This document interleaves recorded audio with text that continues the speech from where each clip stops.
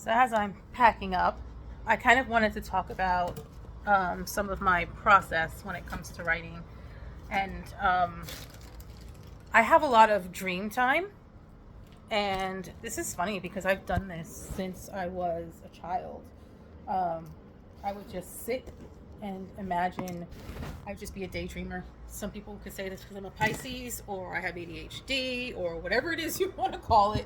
I've always been a dreamer, always making up worlds and places to go to, and telling myself stories. But I still do that even now. I think it's really an important part of the process is to have that dream time, to just imagine possibilities of what could be. And so in the book that I'm writing now, um, I am working through part one. And sorry, there's so much movement here. I'm trying to pack up. I am working on part one, and there will become parts of the story when I'm writing. I'm like, I don't know what happens next. Or I know what happens next, but I don't know how it happens. And so basically what I will do is I will open up a, I guess, quote unquote chapter. I work in Google Docs. So I will add another, either a tab or a section that, you can click to really quickly. You can change the font and you can do title, heading 1, heading 2. And on the sidebar, it'll come up and you can click directly on it so that you can go directly to that section. So I'll open up a new section and I'll write whatever the idea is for that section and know that at least it's down there. At some point, I may grab it and put it into where I'm working at, or I'll be working towards getting to that point.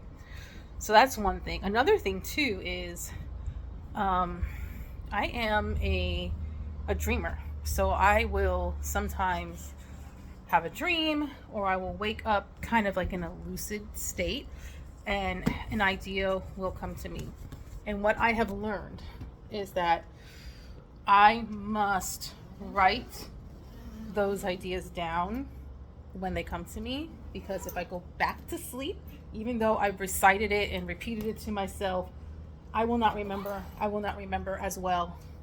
And the ideas will come back eventually, sometimes even better, because it's not necessarily that the idea that I had is that great or anything, but the fact that I'm getting it down and writing it then starts creating new ideas. So that's just kind of how the brain works. Your brain's like, okay, this is the idea that came to you, you wrote it down, you're reinforcing this plot line, and then my brain will start thinking and creating and pulling from the ethos other ideas to match that, or to make it better, or to improve it.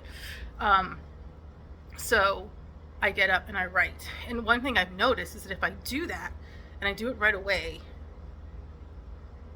it's like a domino effect. I'll just keep writing.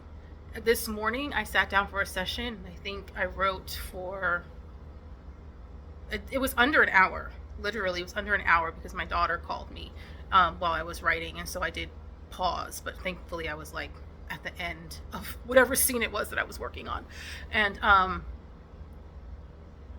when I went back after doing the next scene, and that scene I had only written, because I didn't write it right away, only about almost 400 words to that, but I got the gist of it down. But I went back, and when I compiled what I had written before my daughter called and that scene afterwards, I had written 1,600 words. I mean, it just blew my mind in, less than 2 hours. And a really good goal, I've been told, to write is like 2,000 words a day, which I don't write. I write every day, but I don't write 2,000 words every day. Sometimes I'm world building. Sometimes I'm working on character descriptions, power systems and things like that, governments and political systems and things like that. So sometimes that's what I'm writing. I'm not actually writing the story, but it's all part of the story. So I just, that is one part of my process. If I wake up and I have an idea, I have to start writing it down. A lot of times I'll get ideas while I'm driving, and so I have a voice recording app, and I will put that on because I have tried the speech to text. That is, at least on my phone, it is awful. It never knows what I'm saying. I did that once on a hike, and probably because I was hiking, but I was so proud of what I had said. It was like a poem or something to go in, and when I got off trail and I went to go read the text, I had no idea what it said, and there was no way for me to like remember or put it back together because it was just kind of like one of those ideas that comes and you just say it and then it like leaves. So no speech to text, but I do a voice recording, and I will say what the idea is. I might just speak it as if I was writing it, and I will do that. So that is also helpful. Let's see, what else do I do? Sometimes I will switch. I have several notebooks. So I have a notebook for character descriptions. I have a notebook where I will put plot ideas that I want. Because yes, I have it in the Google Doc, but sometimes I don't have my computer handy, and it's just easier to see it on paper.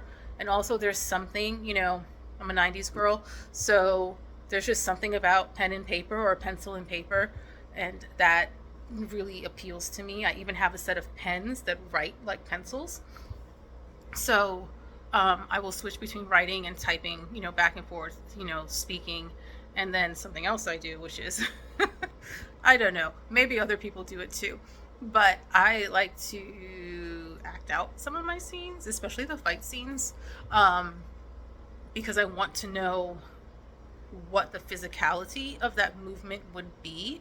I do Tai Chi on my own, so some of my systems involve a Tai Chi-esque movement to go with it, and that I will work the movements and see if the energy flows the way that I'm describing that it flows, and if it doesn't, I take it out because I want it to be as realistic to that sequence of movements as possible.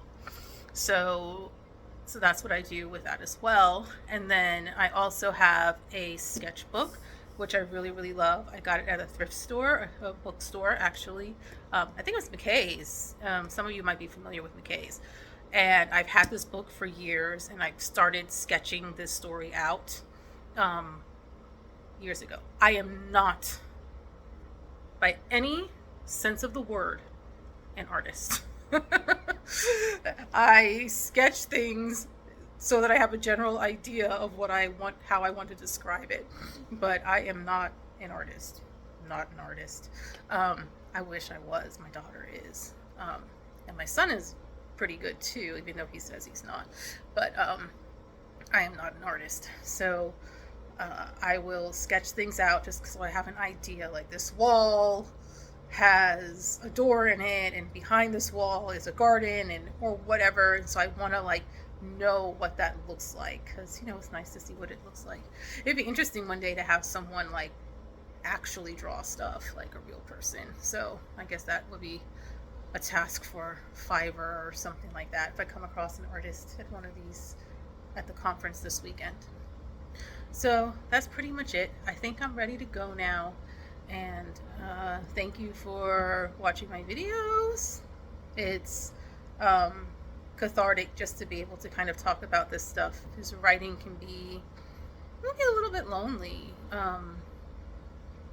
Even though I can get ideas, if I'm writing a scene about a conflict between a mother and child, I'll ask my children, what does this feel like? Does this sound the way the child would be feeling in this situation? Is that realistic to you? But the actual process of writing is a very solitary thing. Nobody else can move my hands for me. Nobody else can get the thoughts for me. I have to sit with it. I have to have time to be alone and think, and then I have to have the alone time to actually write. And there is a thing that happens with me, and I will, I don't know if it's normal or not, but it is just something that happens. When I really am engrossed in a story, like reading, and it ends, or I have to stop and put it down, it feels hard. It feels hard to step away because it's almost like I was in that book. And I will DNF a book that I do not feel like I am in it.